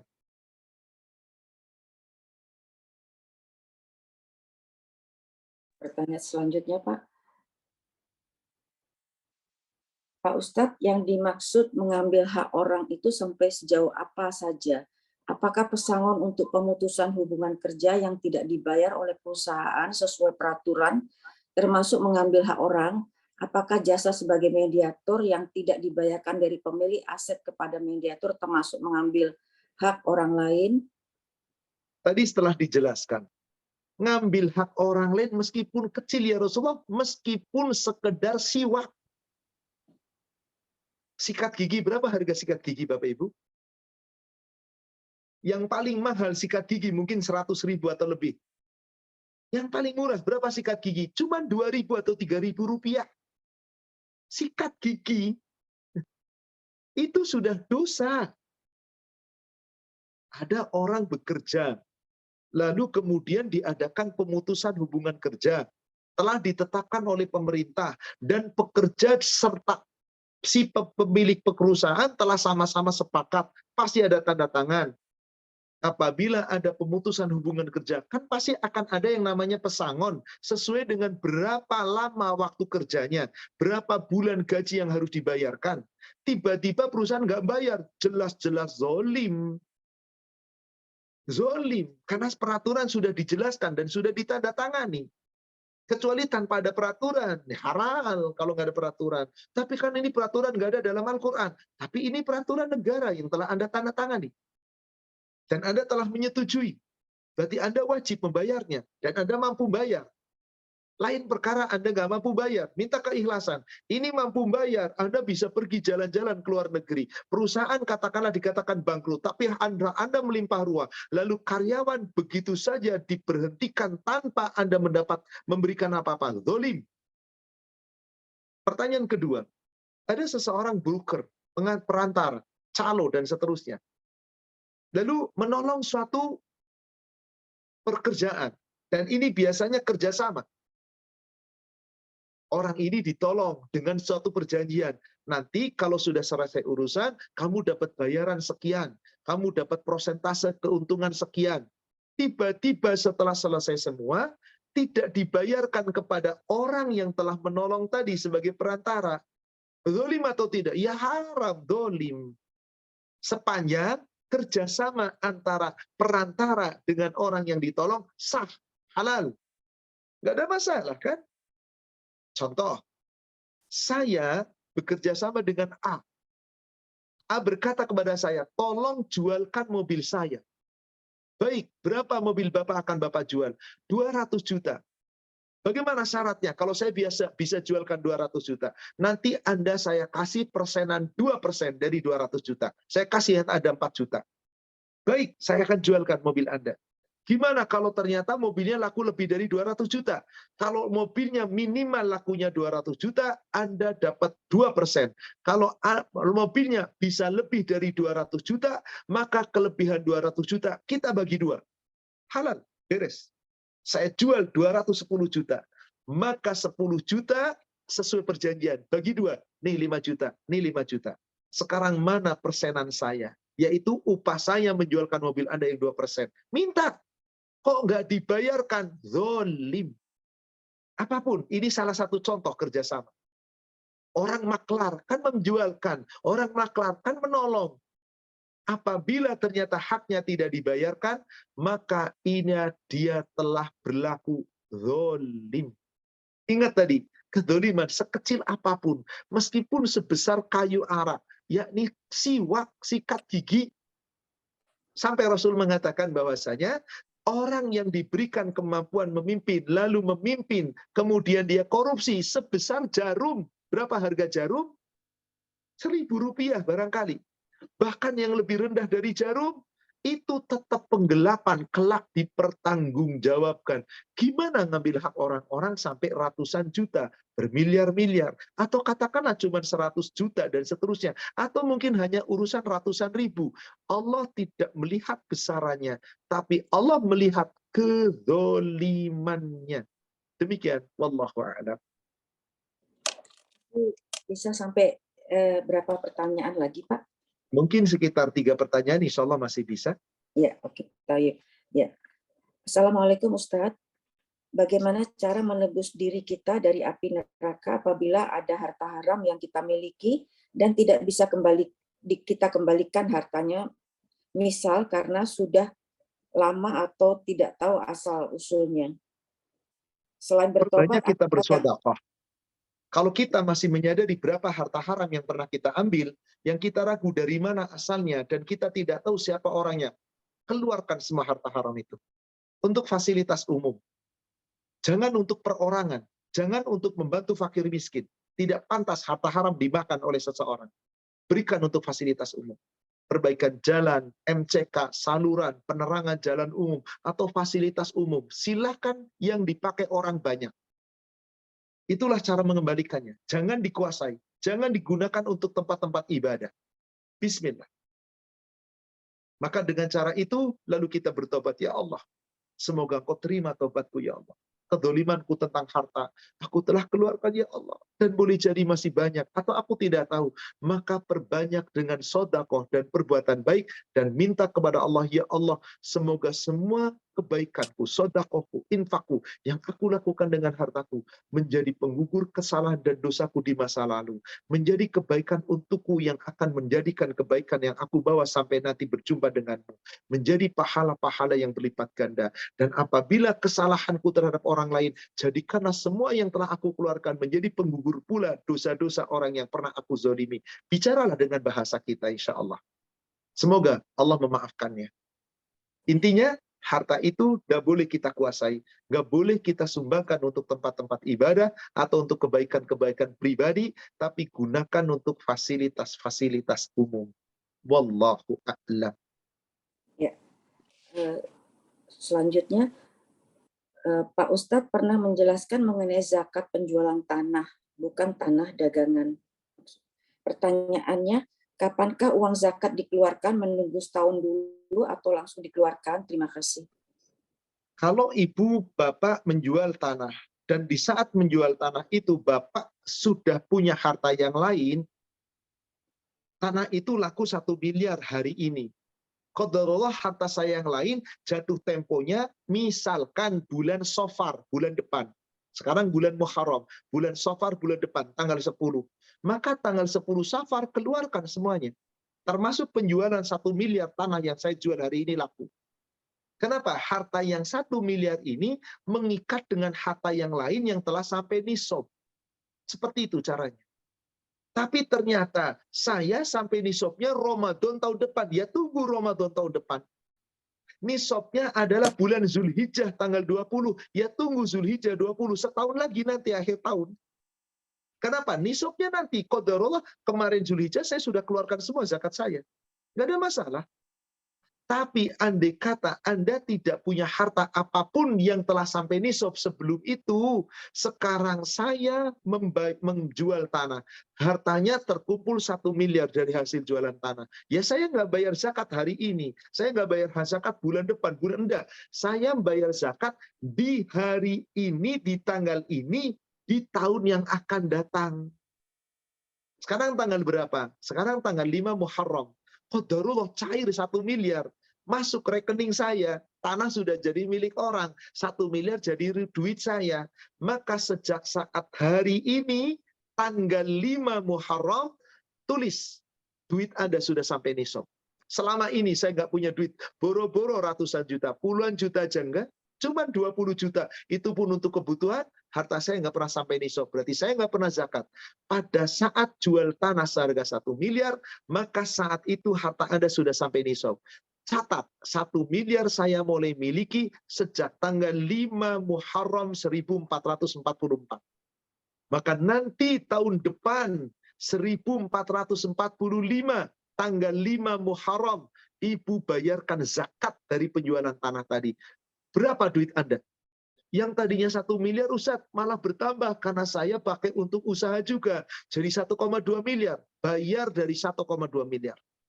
Yang 1 miliar Ustadz, saya udah banyak infak, saya juga membantu, saya pakai untuk umroh, tinggal 800 juta Ustadz. Bayar 2,5% dari 800 juta. Sisa duit yang ada pada tanggal 5 Muharram tahun depan. Begitu cara membayar zakat. Wallahu a'lam. Semoga jelas. Silakan pertanyaan terakhir. Ya. Assalamualaikum Pak Ustadz, apakah pembagian waris yang tidak sesuai dengan hukum Islam, laki-laki tidak mendapat 2 bagian, perempuan atau malah tidak dapat sama sekali, termasuk mengambil hak orang-orang atau zolim, jazakillah khair? Jelas zolim. Dosa besar. Seorang yang mengambil harta waris orang lain, itu seakan-akan mengambil harta waris anak yatim. Istilah anak yatim itu kan berarti orang yang ditinggal mati oleh orang tua. Kan menjadi yatim. Meskipun yatim secara syar'i kalau usianya masih di bawah umur. Tapi kalau sudah dewasa, secara syar'i bukan yatim, dia sudah bisa berusaha. Tapi secara hak, umur saya sekarang 58 tahun. Ayah saya meninggal 2 tahun yang lalu. Saya tetap anak yatim dalam hal hak untuk mendapatkan harta waris. Ternyata saya nggak dapat, diambil oleh saudara saya. Maka saudara saya memakan harta waris dari anak yatim, yaitu dari saya. Haram. Dosa besar. Apa ancamannya? Coba lihat An-Nisa ayat 10. Innalladzina ya'kuluna amwalal yatama dzulman.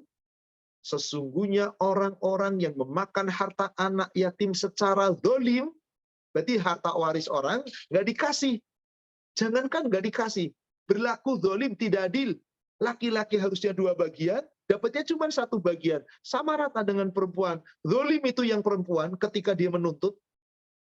Innama, maka orang yang makan harta orang lain dengan cara zalim.